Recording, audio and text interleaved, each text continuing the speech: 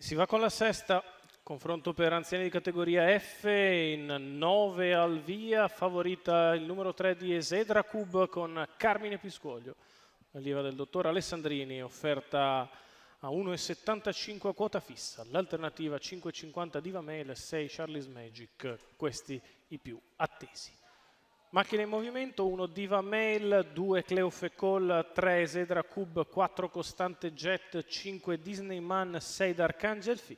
Seconda fila 7 Astecca Dimar, 8 Danubio Tav, 9 Charlie's Magic. Problemi per Dark Angel Fee.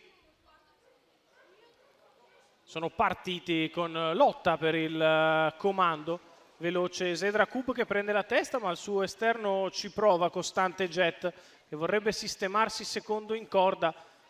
Lì cerca di infilare le gambe Cleofe Call, che però non riesce a serrar sotto, e così Costante Jet parcheggia in seconda posizione avanti a Cleofe Call, poi Disney Man, quindi ancora Diva Mail, mentre allo scoperto prova ad avanzare Danubio Tav con in scia Charlie's Magic, e si passano 400 metri in 29,7 con all'avanguardia Esedra Cub che ora riprende in mano in maniera abbastanza decisa sulla curva di sinistra. Ora si va piano, risale Danubio Tav, 600 metri passati in 46,1.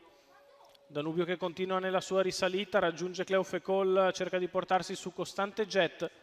Quando siamo al passaggio sotto alle tribune ed Esedra Cub continua a guidare, di fuori Danubio Tav con in scia Charlie's Magic, in corda Costante Jet, in terza pariglia c'è Dark Angel Fee, 800 metri in 1,1,5 per Esedra Cub, che per ora ha fatto tutto molto facilmente.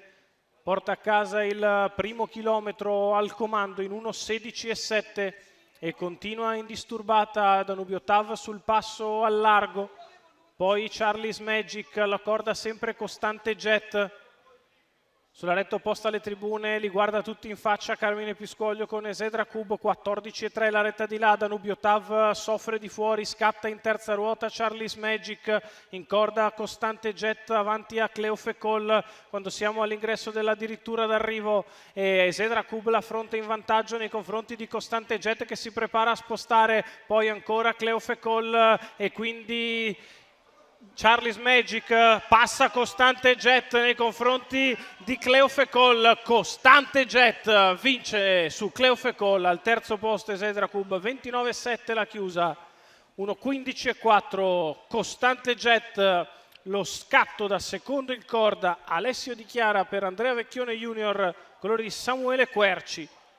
Parziale da secondo in corda di Costante Jet, si è arenata Esedra Cub, va di dentro Cleofe Call, vince Costante Jet, il numero 4, il 2 al secondo, il 3 al terzo, 4-2-3 in numeri, il probabile arrivo della sesta.